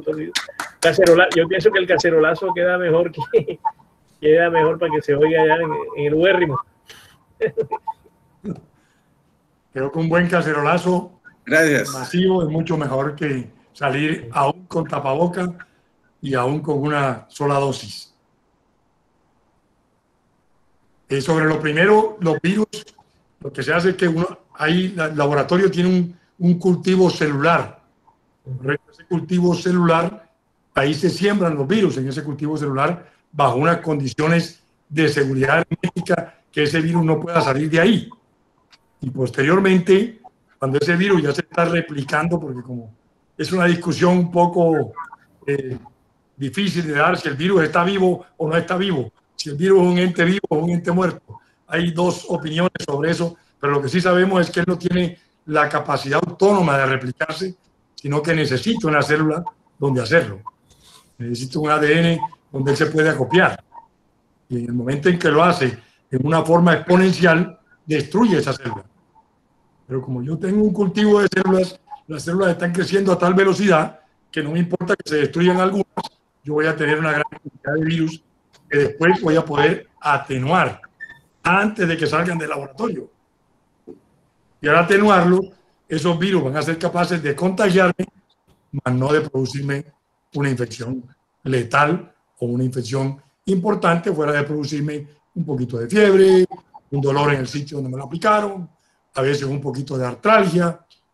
Pero si uno compara estadísticamente, en el caso nuestro de las embarazadas, hay más riesgo a una persona de embarazarse de tener un trombo, ¿correcto?, que de ponerse y tener un trombo. Hay más riesgo en un fumador, ahora que hablaron de fumar, de hacer trombo, que una persona que se va a vacunar y se pone inyección. Entonces, es bueno siempre tener estos datos como para estar un poco más ubicado. ¿Cuál es realmente mi riesgo? Yo me embarazo, pero no sé cuál es mi riesgo de tener un trombo. Pues es 20 veces más que si me pongo la vacuna. Pero me embarazo con cierta facilidad, pero no me quiero poner la vacuna. ¿Cómo acabar con esos mitos? Es, yo creo que es importante que todos nos volvamos un poco multiplicadores de esto. Generalmente es miedo a la aguja. Ustedes buscan cualquier tipo de pretexto para simular que le tienen miedo a la aguja. Bueno, ya leí por ahí que estaba en la posibilidad de hacer vacunas por vía oral. Probablemente tengamos cápsulas que serán mucho más fáciles en su transporte, son más estables y por lo siguiente se podrán abaratar muchísimo en el tratamiento. O sea, la posibilidad de hacer vacunas orales, pues todos sabemos que hay algunas vacunas que son orales, pero hay varios laboratorios investigando esta posibilidad y ojalá pues antes del año tengamos la posibilidad de ir a la farmacia y comprar unas cápsulas que nos van a servir para vacunarnos. Y lo otro que me gustaría preguntarle a Iván, que sé que está más actualizado en ese aspecto para todos nosotros, es, bueno, esto es para prevenir, pero ¿qué hay en los viricidas? Leí por ahí que están sacando un atomizador en Israel que se aplica en cada fosa nasal y mata el virus.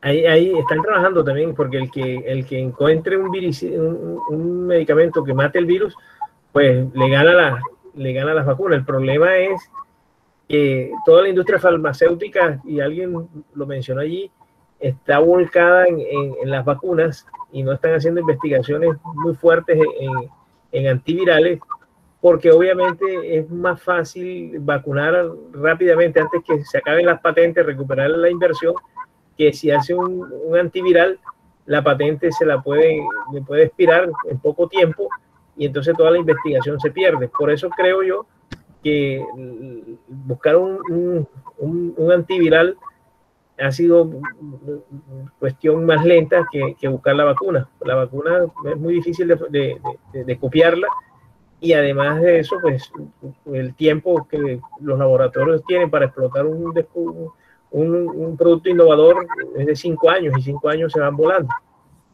Yo creo que por eso está atrasado el conseguir el tratamiento antiviral.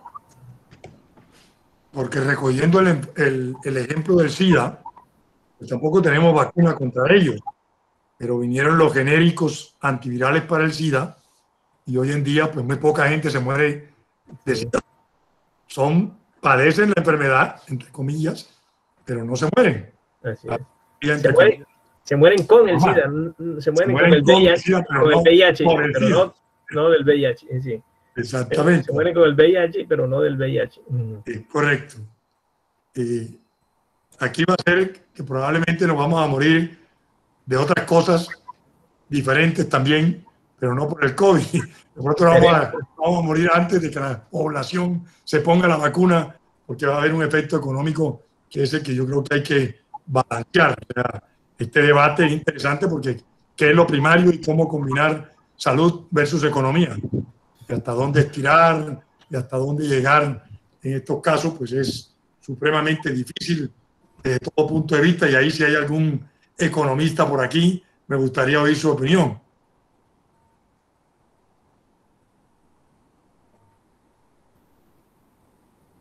Hay varias manos levantadas, creo que debemos mirar eso que... Sí, está Nicolás Gómez, a ver si anima. Nicolás Gómez, por favor. Sí, buenas tardes. Sí. Hola, Nicolás. Sigue. Hola, ¿cómo están todos ustedes?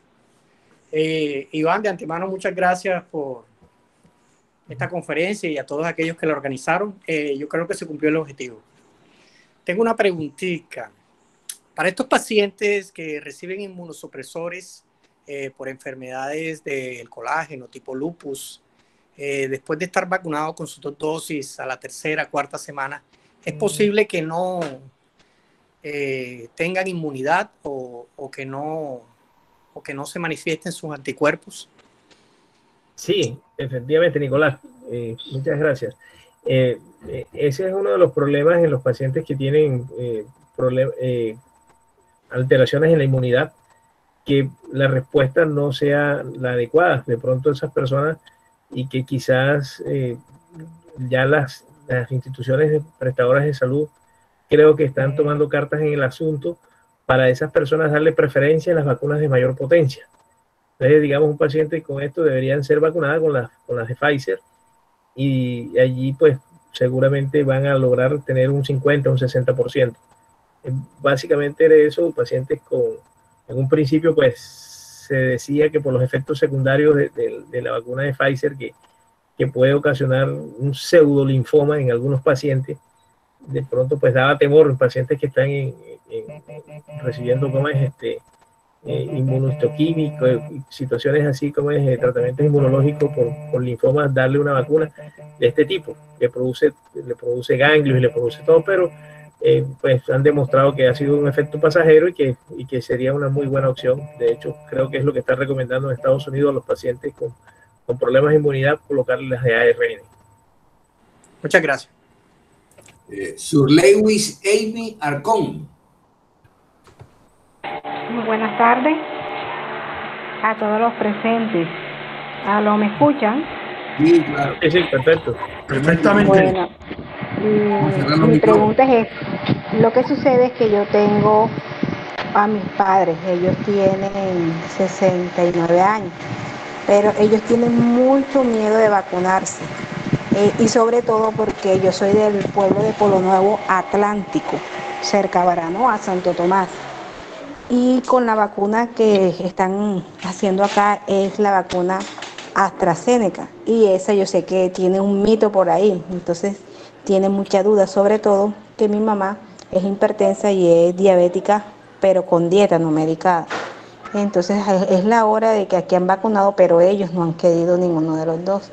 Entonces me gustaría de pronto que Bueno. me dijeran o cómo le podía explicar de pronto yo a ellos que se vacunaran.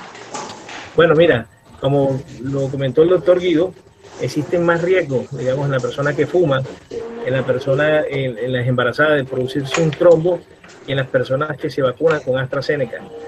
La gran ventaja de AstraZeneca es que tiene cobertura para las nuevas cepas ya probadas, mientras que otras vacunas no. Yo creo que es una oportunidad que no deben dejar pasar. Darle toda la confianza del mundo que realmente no les va a pasar absolutamente nada. Bueno. Es importante también, estas conferencias quedan grabadas. Nuestro colaborador y socio Luis Mesa la tiene en YouTube en 24 horas, o sea que la puedes también hacer que tus padres la vean, las partes que te parezcan interesantes, y eso va a ayudar a que de pronto ellos puedan tener una respuesta más directa y los puedas también convencer de cierta seguridad en la vacunación. Bueno, muchísimas gracias a todos. Les agradezco. Una solicitud muy fraternal. Por favor, los que quieran intervenir, pidan la palabra o levantando la mano de preferencia, o si no por el chat. No hablen sin pedir la palabra, porque entonces se trastorna un poquito el desarrollo del tema. Está en el uso de la palabra Manuel Martiniano Martínez. Es el último que está inscrito. Manuel Martiniano Martínez.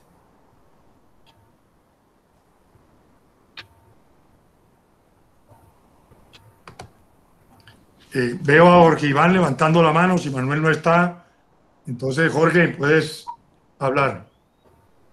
Bueno, no, yo tengo una pregunta, doctor Iván Zuluaga. Una persona que se vacunó, por ejemplo, con Sinovac, y en el periodo entre la primera y la segunda vacuna adquiere una infección, puede ser que no es COVID, puede ser una infección cualquiera, o una virosis distinta. Es decir, ¿es recomendable que esa persona se vacune o no se vacune? ¿Y cuánto tiene que esperar? Bueno, digamos, una de las contraindicaciones para las vacunas es precisamente esa, que la persona esté con alguna enfermedad, alguna enfermedad que no esté identificada, digamos una enfermedad aguda, viral. Pues estamos en pandemia y lo más seguro es que hay que descartar el coronavirus. Entonces esa sería de pronto una contraindicación. Hasta ahora creo que es la única contraindicación que hay, que uno esté activo o que esté con una persona que esté en contacto estrecho, es decir, que digamos el grupo familiar hay alguien que tiene el coronavirus, pues obviamente yo no podría vacunarme, porque corro el riesgo de hacer una reacción muy fuerte y que la situación sea de pronto más difícil que si no utilizo la vacuna en esos momentos. Octavio de la Hoz, lo vi por ahí también levantando la mano. Octavio. Hola. Te escuchamos, Octavio. Buenas tardes. Iván, creo que de pronto vale la pena que se haga una declaración con respecto a los casos de trombosis que han sido pues ya bien documentados, que aparentemente pues relacionados con la aplicación de la vacuna. Me refiero a que normalmente la gente entiende por trombosis por un ACV, un ataque de apoplejía, un stroke o sencillamente pues la pérdida momentánea de funciones cerebrales. Y tengo entendido que estos casos de trombosis relacionados son de trombosis venosa del seno longitudinal cerebral, si existe un trofismo al respecto. Es decir, tengo entendido que no es relacionado precisamente a trombosis venosa profunda. Incluso leí que algunos están relacionados con casos de disminución en el recuento de las plaquetas, con trombocitopenia. ¿Qué tienes que decir al respecto? No, lo que se conoce es que parece que produce un anticuerpo contra plaquetas, que en este caso hace que se produzca una trombocitosis intravascular, que es la que ocasiona los trombos. Y uno de los sitios, digamos, donde más se ha documentado es a nivel del sistema nervioso central, produciendo unas trombosis venosas que no tienen, digamos, mucha relación con los trombos arteriales que se producen pues en el miocardio y en el cerebro. Entonces, correcto. Los casos que se han documentado, y dicho sea de paso, también de pronto, por esta razón, la mayoría de los esquemas se recomiendan son anticoagulantes para evitar los trombos venosos, porque la misma enfermedad no para evitar los trombos arteriales. Entonces hay una pequeña diferencia, y esto es lo que está sucediendo y lo que se ha reportado, digamos, en tromboembolismos pulmonares, trombos venosos y trombos del seno cavernoso. Ok, perfecto. He entendido también que es que hay una trombocitopenia precisamente por los anticuerpos antiplaquetarios, pero también hay un aumento de la agregación plaquetaria, un consumo plaquetario, mejor dicho, que forman los trombos también.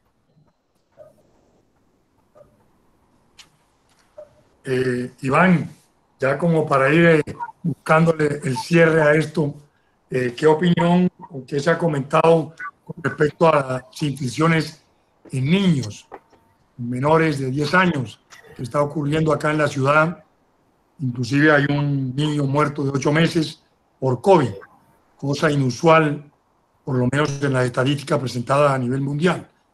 Yo creo que vamos a estar a lo largo del tiempo viendo grupos que no fueron afectados comenzándose, y esto tendría de pronto una explicación en que el número de contagiados va aumentando, y posiblemente, pues, como todo va con porcentajes, de pronto ese número de niños que era tan pequeño, los que se afectaban, pues van quedando, porque ya, digamos, ya se vacunan los de 80, se vacunan los de 70, se vacunan los de 60, y entonces va bajando allí y el virus sigue, y seguramente ya tenemos ahora la mayoría de los pacientes que tenemos hospitalizados son entre 40 y 60, y cuando ya esos estén vacunados, muy probablemente van a llegar hasta los más bajos. Y entonces, ¿qué pasa? Que de pronto los niños, como son asintomáticos la mayoría, no se ven tanto, pero a medida que se contagie más población, las posibilidades aritméticas van a dar que tengamos estos casos. Ya están descritos, no es que la enfermedad no ve en los niños, sino que la incidencia es muy baja. Entonces, al quedar las personas más expuestas, la mayoría de la población van a tocar este tipo de población que creíamos, digamos, resistente al virus. Y si se llega a abrir las escuelas, pues yo no me quiero imaginar cómo sea eso. Ese es el gran temor que tenemos, de que abran las escuelas y que de pronto tengamos una catástrofe ahí de proporciones dantescas con los niños, sobre todo porque si ustedes pronto se hacen de pronto el análisis, mire, nos hemos visto en calzas prietas para mantener a los adultos con 800 camas de unidad de cuidados intensivos. Ahora para niños, Barranquilla no tiene ni, yo creo que no llega a las 100 camas de cuidado intensivo, por decir, yo creo que no llega a 50 camas de cuidado intensivo de niños.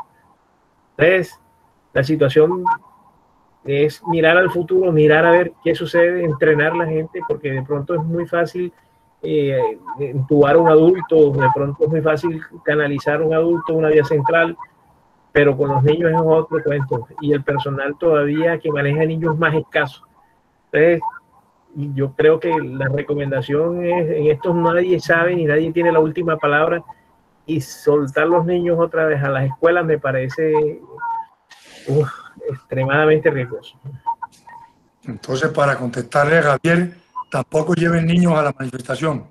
Sí. Que era una posibilidad porque eran los más protegidos. Sí, sí. Ahí me parece que alguien estaba levantando la mano. Cleiderman Arcón. Cleiderman Arcón. Buenas tardes, bendiciones para todos. Voy a presentar la siguiente situación. Tengo un niño de 4 años. El niño ya ha pasado por 2 episodios de Kawasaki. El segundo fue el año pasado, en 10 de mayo. Él salió positivo para COVID, pero nosotros en la familia, la abuela, la mamá y mi persona salimos negativos. ¿Qué manejo debo darle eso con la familia? ¿Qué debo hacer? ¿Qué me recomiendan? No, mire, Y lo otro es que si eso aparentemente dicen que fue a raíz del COVID, que el COVID activó otra vez, que porque es muy extraño que eso vuelva a repetir. Lógicamente la segunda fue muy suave, bastante pasajera, pero sí tuvo que aplicarlo otra vez la inmunoglobulina. Como dice un político, yo no soy pediatra. Otra pregunta. Entonces, no, la verdad es que de niños son muy poquitos. Es un mundo, como yo le decía anteriormente, un mundo totalmente ajeno para nosotros los médicos adultos. Y pues lo que te podría decir es que sí, lo que he leído es que los síndromes clínicos que se presentan son muy similares a la enfermedad de Kawasaki, y que pues en estos momentos no tengo ninguna experiencia con niños en COVID. Entonces pues me remitiré a los infectólogos pediatras a ver qué nos pueden ayudar ahí. Que sería una buena invitar a la próxima un infectólogo pediatra para que nos hable de esto, porque podríamos ir de pronto vislumbrando que ojalá y que de pronto sea esa la próxima, el próximo pico y entonces no nos agarre con 20 Iván, pero ¿qué le recomendarías a la familia? ¿Se vacuna? No, por supuesto. Pues, es correcto. Por supuesto, vacunación a la familia y tratar de no mandarlo al colegio al niño, así sea que continúe la virtualidad para evitar de pronto pues cualquier situación. Parece que hay una última pregunta, Guido, de Nancy Ramos otra vez. Está en el chat. Nancy, ramifícate, Nancy. Tocando el tema al doctor de los niños, el magisterio, yo soy docente, le ha tocado enfrentar mucho a FECODE con la ministra de Educación el tema de la alternancia. Entonces yo pienso que la comunidad médica, sobre todo los pediatras, es bueno que se haga también como un pronunciamiento público en torno a la situación de los niños, porque está empeñada la ministra de Educación en el tema de la alternancia y en regresar a las aulas de clase sin las condiciones, sin dar las garantías necesarias, las condiciones sanitarias y de exigencia de esta pandemia. Entonces sería bueno. Por otro lado, una pregunta que me inquieta a mí personalmente cuando estaba hablando es importante saber si esta vacuna a futuro, como se está pues, aplicando la vacuna con el ánimo de arrastrar con ese virus, de acabarlo, qué implicaciones puede tener en los pacientes que hemos tenido, porque yo estoy incluida allí, antecedentes de cáncer, si esto podría a futuro tener un efecto en las células o en el sistema inmunológico que reactive de pronto esa situación de enfermedad. Entonces me gustaría que por lo menos tocara este tema. Ok, bueno, referente a los pediatras, ya hubo una manifestación por el presidente de la Asociación de Pediatría del Atlántico, el doctor Gustavo Romero, alertó en las redes y en los medios de comunicación acerca de los casos que se están dando los niños y que obviamente los pediatras manifiestan su posición firme, que continúe la alternancia y que continúen los niños en casa mientras se le llega una solución a esto. Mientras estemos así, creo que no es prudente que los niños vayan a la escuela. Conociendo pues todas las limitaciones que tenemos aquí de movilidad, sobre todo, o sea, que pues ahí se baja la concentración en los colegios, pero en el transporte no. Entonces obviamente que ahí va a haber posibilidades altas de contagio. Y lo segundo, pues realmente las vacunas van a proteger del proceso infeccioso, no tendrían ninguna incidencia en cuanto a reactivación de cáncer, absolutamente nada. Mire, el sitio de acción de cualquier vacuna, bien sea de ARN, bien sea de proteína recombinante, de virus atenuado, es en el ribosoma. El ribosoma es un organelo que es el encargado, es decir, es como la fábrica de proteínas del cuerpo. Él está ubicado en el citoplasma y todo lo que tiene que ver con la información genética está metido en el núcleo y está protegido por una membrana que se llama la membrana nuclear. Haga cuenta que es como un huevo, y el citoplasma, en el citoplasma donde está el ribosoma y la parte de la información genética está en la yema. Es muy difícil, se necesitaría un sistema, digamos, totalmente de enzimas que pudieran meter ese mensajero, lo pudiera meter ahí al núcleo. O sea, eso no es fácil y hasta el momento no se ha demostrado. Entonces, eso nos da la tranquilidad de que no va a haber ninguna alteración genética, porque nuestro cromosoma está protegido no solamente por el sitio en donde se encuentra, sino que hay unas membranas que hacen infranqueable la entrada de cualquier elemento allá. ¿De acuerdo? Hay cosas que entran, por supuesto, pero este tipo de situaciones no ha habido forma de demostrar de que eso pueda ingresar al núcleo de la célula. Nos preocuparía más la radiación. Sí, nos preocuparía más el cambio climático. El sol. Más otras cosas que sí son capaces probablemente de causar un impacto en el DNA que estas vacunas, pues por lo menos con la información que se tiene, es muy poco probable que esto vaya a causar alguna alteración genética que predisponga al cáncer. Ni en esta generación, ni en las venideras. Ilustre moderador, creo que para ir cerrando, creo que nada más hay un solo registro de la profesora Esperanza Flores Fernández. Está en el chat. No sé si tiene si lo que ella pregunta ya se fue respondido o si todavía tiene la inquietud. Gracias, doctor Antonio. Pues,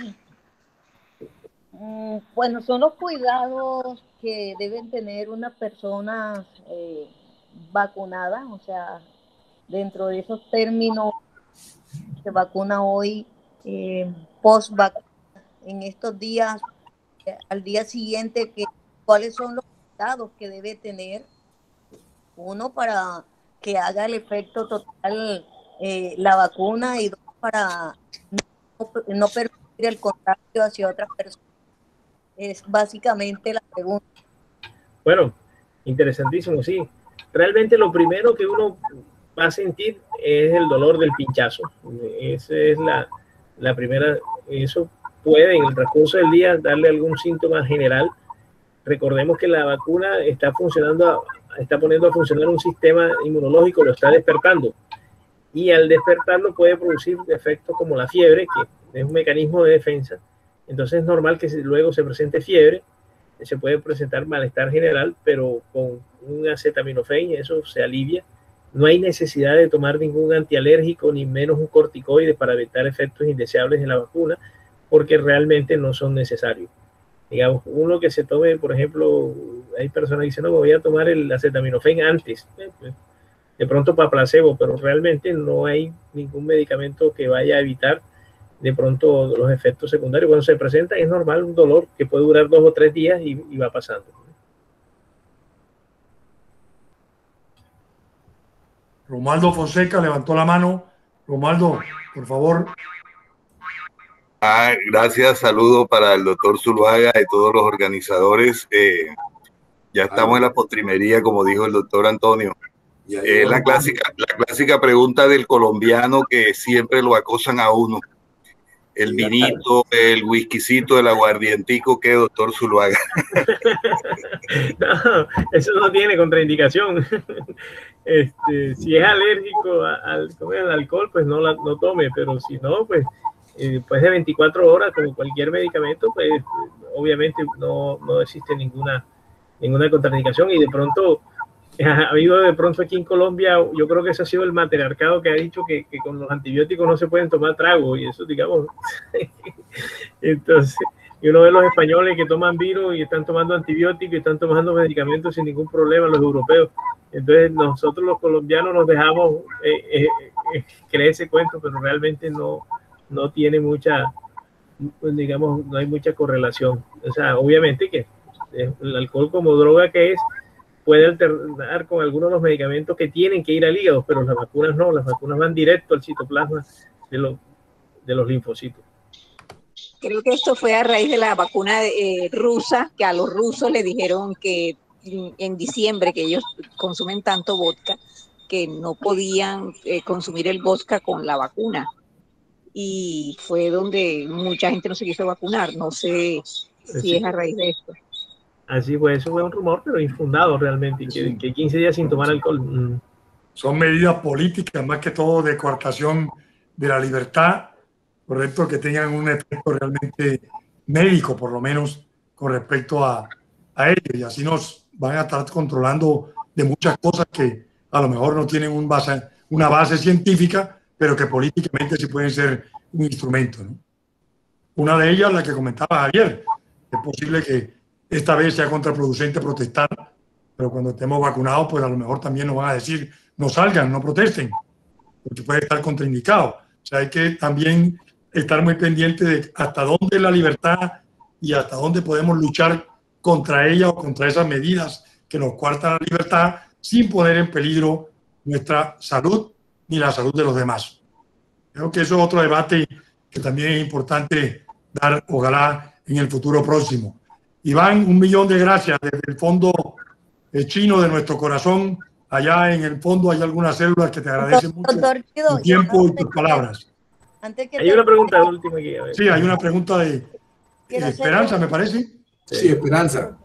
Es con respecto, bueno, cuando llegue a las edades reproductivas, mujeres en edad, por ejemplo, que estén lactando, las mujeres en proceso de lactancia materna le podrán aplicar esta vacuna. Lo más seguro es que sí. Acaba de salir unos artículos recientes que avalan el uso en el embarazo. Y entonces, pues, lo más seguro es que la lactancia no va a tener ningún problema. Al contrario, le va a dar un efecto protector a esos bebés. Y ya sabemos, pues, que los bebés se pueden afectar y si las mamás están vacunadas, pues, sería de mucha utilidad. Sí, la recomendación de las asociaciones de ginecología y obstetricia y de reproducción es, si tiene la oportunidad de vacunarse, sea que esté buscando familia, sea que esté embarazada o sea que esté lactando, hágalo. Esa es la recomendación oficial. Gracias, doctor. Bueno, Iván, repito otra vez las palabras. Creo que todos estamos muy agradecidos. Hemos robado una tarde a ti. Espero que lo compenses con algo de lo que le recomendaste a Romualdo y tengamos una noche un poquito más relajada. No, tenemos la misma cría, así que somos primos. Okay, saludos. Nosotros somos familia. Abrazos a todos, de verdad. Y muchas gracias por su asistencia y estaremos pendientes para las sugerencias que nos hagan para los próximos tertulias de nuestro grupo. Y el que tenga alguna idea, que por favor la comunique al secretario o a cualquiera de la Junta para que así podamos convertirla en realidad y compartir aquí como buenos amigos de la Asociación de Amistad Colombo-China. Buenas tardes a todos y buenas noches y gracias, Antonio, por la moderación también. Muy amable. Un grande abrazo y que nos cuidemos todos. A cuidarse más que antes.